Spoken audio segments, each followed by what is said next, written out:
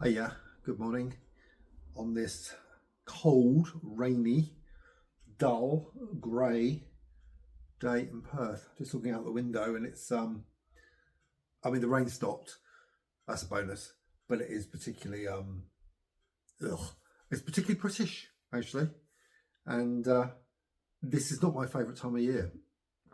I moan about it. I mean, how long have I been here now? This would be my fourth or fifth winter in Australia, and it doesn't get any easier. In fact, it gets worse, and I detest it with a passion. If I could go somewhere hot at this time of year, I would be very happy.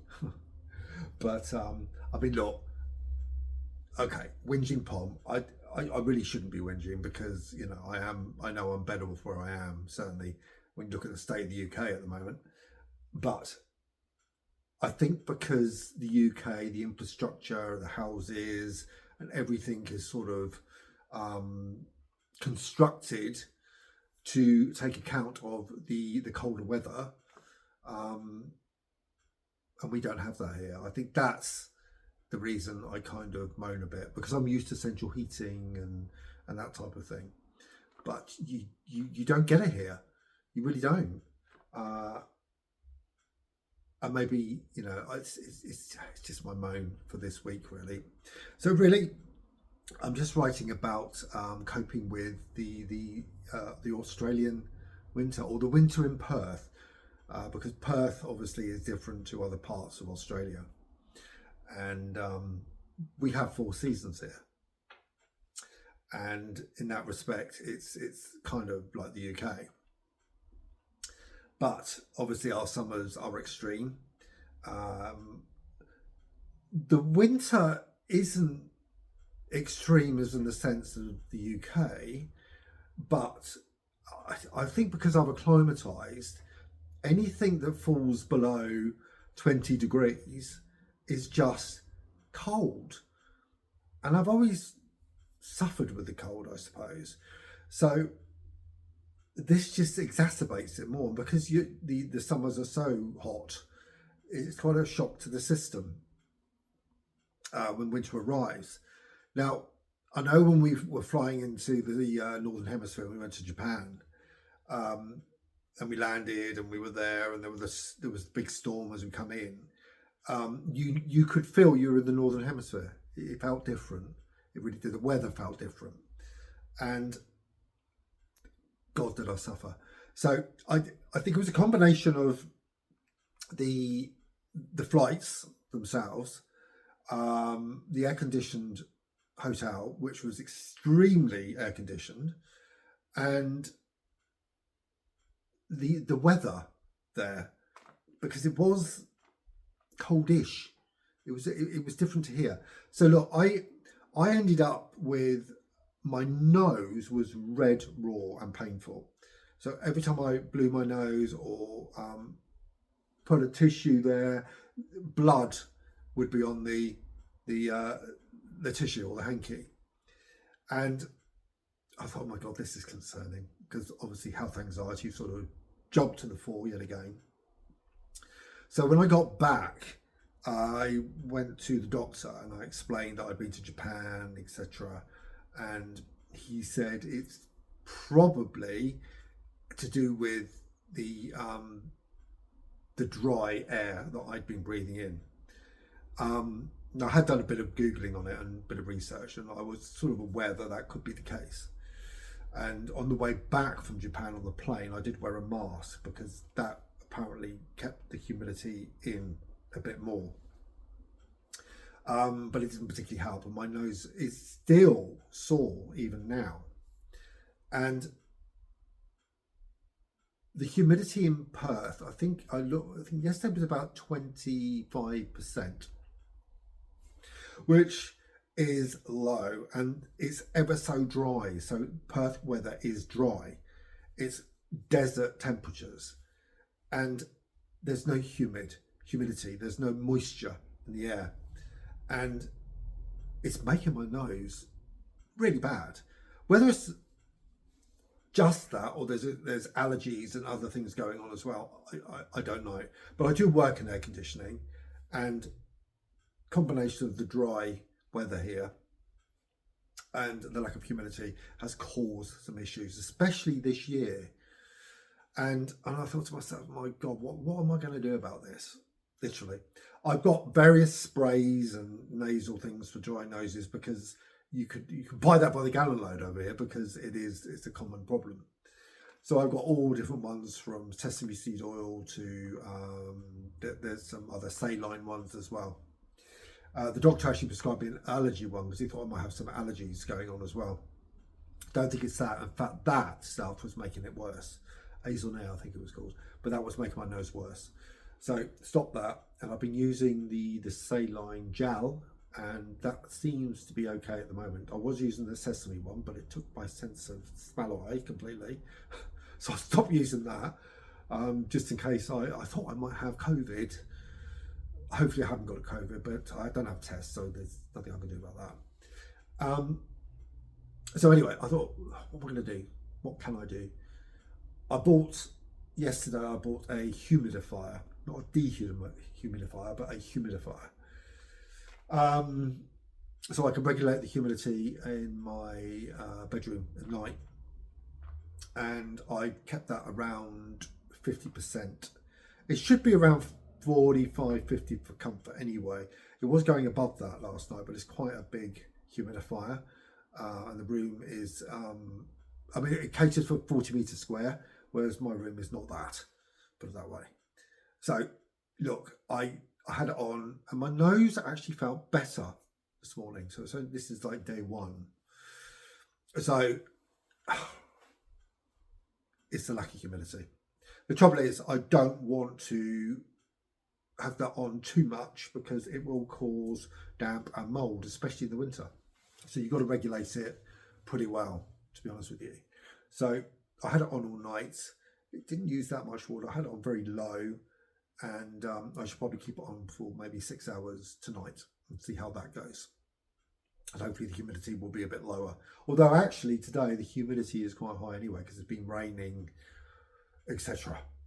So I also, in the winter, I have it on all year round really, because temperatures can drop quite dramatically, especially at night in this area, because we are kind of in the hills around Perth. So we tend to suffer with more extreme weather anyway.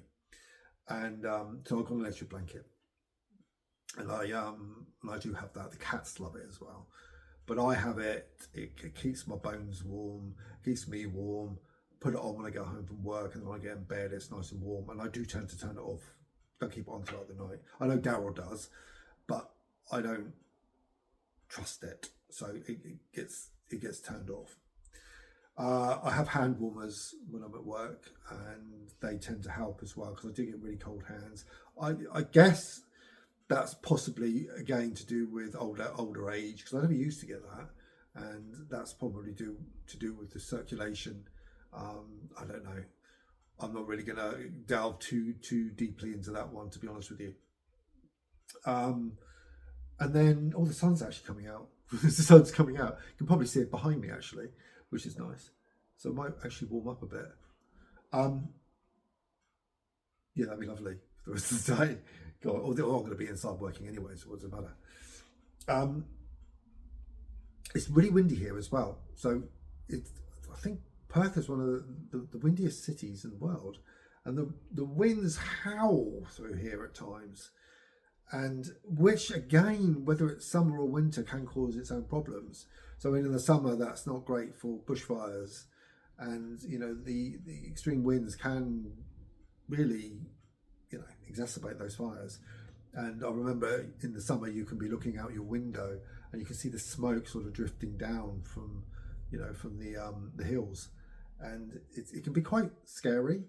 And we get alerts on our phones and stuff to say, look, there's a fire and within your vicinity and all the rest of it. So it can be quite scary.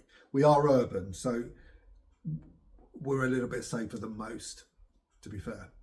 But you go up towards the hills a bit more, and then you're getting problems.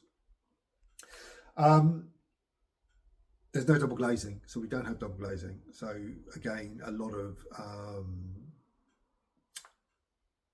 warmth gets lost through the appalling windows. I'm actually saving cash at the moment to get some double glazing, so which I've got to get done amongst other things because I've done absolutely bugger all to my house since I've been here because I'm too busy travelling.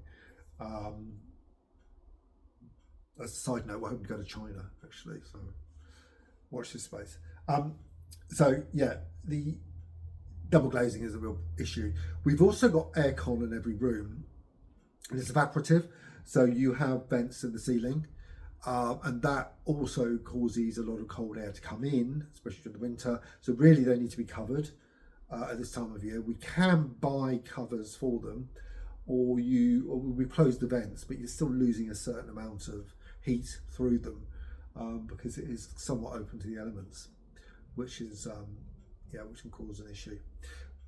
The only rooms we have carpets in are the bedrooms, nowhere else. Everything else is tiled, and it's specifically for, it caters for the summer, as you'd expect, a bit like when we were living in Spain. Except Spain was a lot more humid and we had a lot more mould and God knows what else. But here, because it is so dry, we don't tend to get mould, and I don't want that humidifier to cause mould, so I've got to regulate that. Hopefully it will prevent it, hopefully, otherwise Darryl will murder me for buying it, to be honest with you. Clothes. Look, my wardrobe was full of summer clothes, and that was the telltale. So when I went to Japan, my suitcase was full of summer clothes. It's because I'm used to travelling to hot, humid Southeast Asian countries like Thailand and Cambodia and Singapore. I didn't realise that Japan would be as cold as it was, so I didn't really have the clothes for that. I did buy clothes in Japan, obviously. So I'm having to buy warmer clothes now the winter's coming in here. And I literally probably have one or two jumpers, cardigans, whatever, that's it. And I'm wearing a jacket now. I did actually buy this for Japan, but I didn't take it with me. I wish I had done now. So I had to buy another jacket while I was there, which was a pain. I think we come back with an extra 10 kilos in weight of stuff we had to buy, literally. So yeah, warm clothes. Layers. I mean, rather like it was when I was growing up as a kid in the 70s and 80s, you'd wear lots of layers. And so it's kind of like going back in time. I'll get up in the morning, and if it's freezing cold, I'll put the gas rings on or stick the oven on because we don't have the heating. We do have electric fires. I don't tend to put them on too much because they cost an absolute fortune to run, and I'm pretty frugal with money these days. Which reminds me of my aunt, actually, when I lived in the UK. If I put the heating on in the house, she'd go mad, absolutely mad. And the house was freezing, absolutely freezing. Which is why I loved it when the cousins came over and turned the heating on, because that was fine. I tended not to. I tended to stay in bed and try to avoid it as much as possible, really. So, but here is the same. It's cold. It's warmer in bed. Last night when I got in from work, I watched a bit of TV after dinner, read a book, and stayed in the warmth in bed. Not great for your posture, because I do suffer with pains, aches, pains, rib pain, especially when I'm sort of blogging and writing using a laptop. You're hunched over, and if you're in bed a lot as well, that's not great. I mean, at least I'm on my feet all day walking around, which is the main thing, which is good. But yes, so the aches and pains, I find myself relying on naproxen and Voltaren and all these other, ibuprofen, paracetamol a lot as I'm getting older, and I feel it. God, I feel it. I do feel old, 55, and I feel like 85. And I put that, the lifestyle I used to lead was pretty, out there. I led a very raucous life as a youngster, and I'm now paying for it. And that's my fault. I've only got myself to blame for that. So Nothing I can do about that. I just got to cope with it. The fact I've lost my hair. My head's always cold. Um, it's I hate getting old. That's it. I just hate getting old. But there's nothing, literally, you can do about it. And I know some people say, "Oh, I feel the same as I did when I was 16 years old," and I don't. I literally do not. And whether that's a combination of health anxiety and actual aches and pains, I don't know. But I do feel old. I look old, 55. Having said that, I was at work the other day and somebody asked me how old I was, and I said, "Well, I'm 55 now." They said, "Oh, God, you don't look it."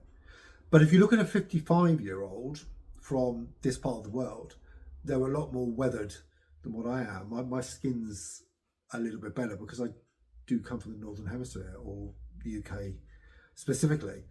So my skin is a little bit more moisturised, excuse me, than what it is in Australia.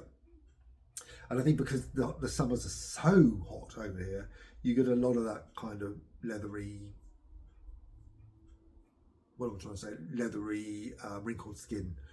Um, and it really takes a toll on the skin, literally. I think I look old with the grey hair and the bald head. Give me hair, different colour, maybe I look a bit younger, but otherwise not. And yeah, it's I don't know. If I could go back, I would go back. And I've said this many times before. I would love to go back and do it all again, but do it right. Because I did things so badly when I was younger, and I do have so many regrets about the things I did. And I know I could put it right if I went back now, but I'm never going to get that opportunity to do it. So you just got to cope with it. Um, Warm meals, warm stews, roast, a lot more roast. There's going to be a lot more roast cooked now. Um, During the summer here, you just don't cook at all. I tend to only cook probably once or twice a week anyway, and I tend to sort of, you know, terrible, I know, microwave meals for the rest of the week, but um, nice hearty stews and stuff like that. And I know this seems bizarre because this is Australia, but we do have those seasons. We do have those winters. They don't last as long as they do in the UK, but we do have them, and they do play havoc with my system. They really do. Um, the cats actually at the moment are hiding under the bed where it's warm, where all the bed linen is and furry covers. So they're under there in the warmest place. Or they're on the bed as soon as the electric blanket goes on. So Perth, Perth this time of year, not great, not fantastic. As a Brit, I should be used to it. I'm never going to get used to it because I got used to the long hot summers here. Um, yeah, it's a fact of life, and my body's still getting used to the temperatures here. You know, hence the raw nose. I've got a lot more skin conditions than what I used to have, and I guess that's all to do with changes. I've got allergies now where I never had them in the past, but there's different pollen. And I did find actually when I went to Japan, I had really, really bad allergies. So obviously there's more stuff there that I wasn't used to. Although we did go to the herb garden in Kobe, so that may have contributed to that. But so I've got far more things going on with me now that I never used to. My system isn't as robust as it was in the past, and yeah, I guess it's getting used to new climates. Even after 4 years, it's still about getting used to things, and yeah, that's it this week. It's just the usual rambling and moaning and whinging pom. Really, I should actually change them on my blog to whinging pom because that's what I'm becoming, as Daryl will testify. So anyway, have a good one.